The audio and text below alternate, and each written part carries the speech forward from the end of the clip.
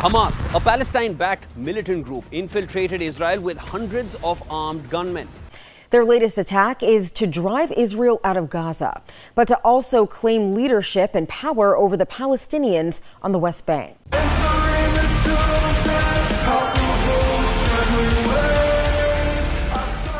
But where did Hamas get its weapons from? Who provided them with thousands of rockets and American assault rifles?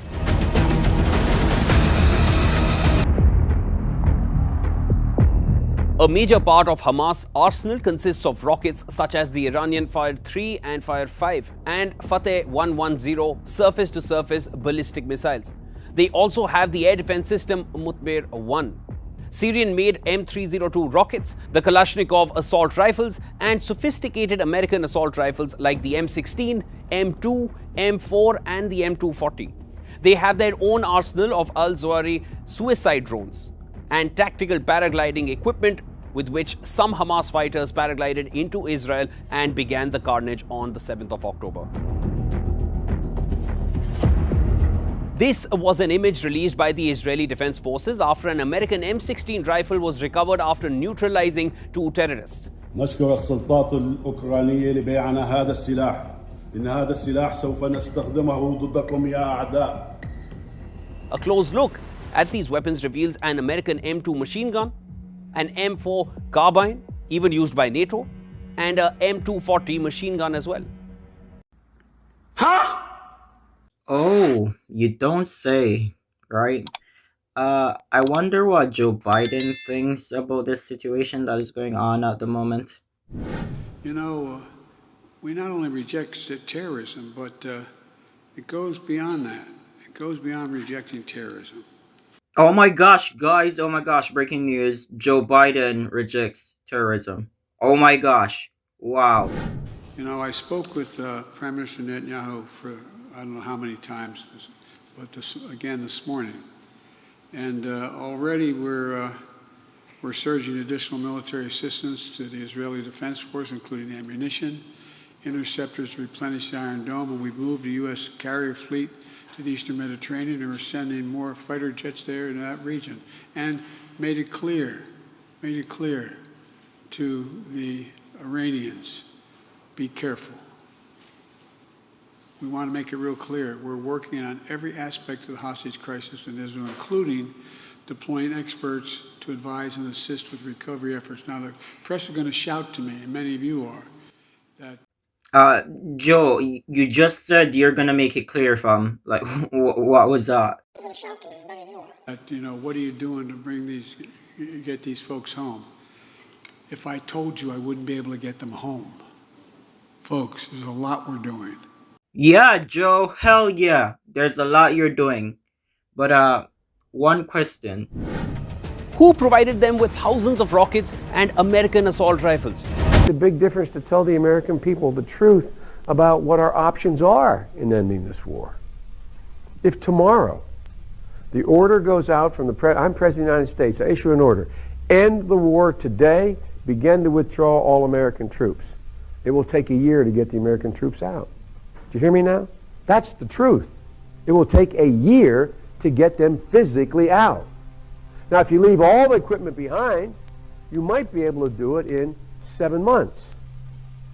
And you leave those billions of dollars of weapons behind, I promise they're going to be used against your grandchild and mine someday. Who provided them with thousands of rockets and American assault rifles? And you leave those billions of dollars of weapons behind, I promise they're going to be used against your grandchild and mine someday. A close look at these weapons reveals an American M2 machine gun, an M4 carbine, even used by NATO, and a M240 machine gun as well.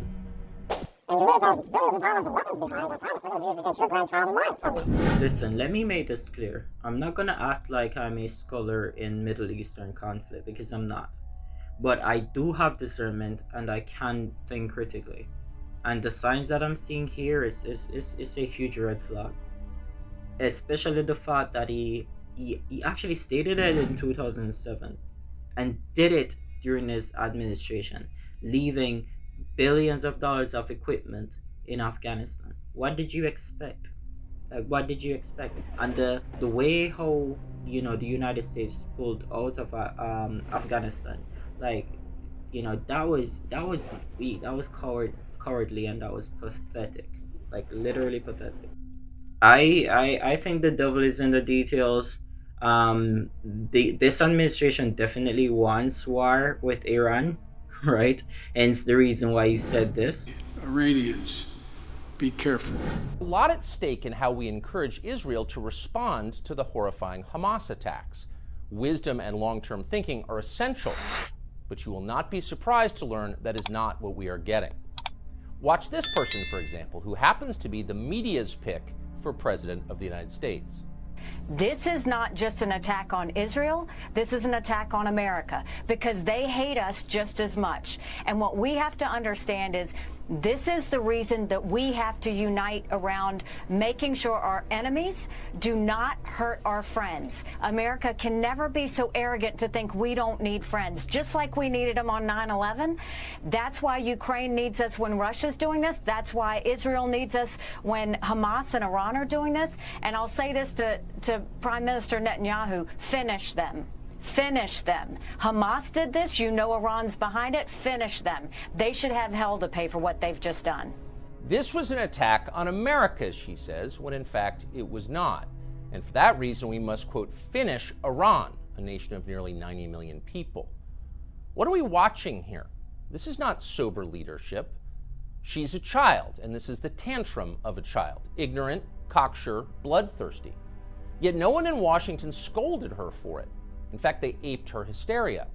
Here's fellow neocon Lindsey Graham just spelling it out and calling for the bombing of Iran. What I would do is I would bomb Iran's oil infrastructure. It's time for this terrorist state to pay a price for financing and supporting all this chaos. Yes, if you're the Iranians, if it were up to me, this war escalates, I'm coming after you. You're saying that you would want the United States and Israel to bomb Iran, even in the absence of direct evidence of their involvement in this attack?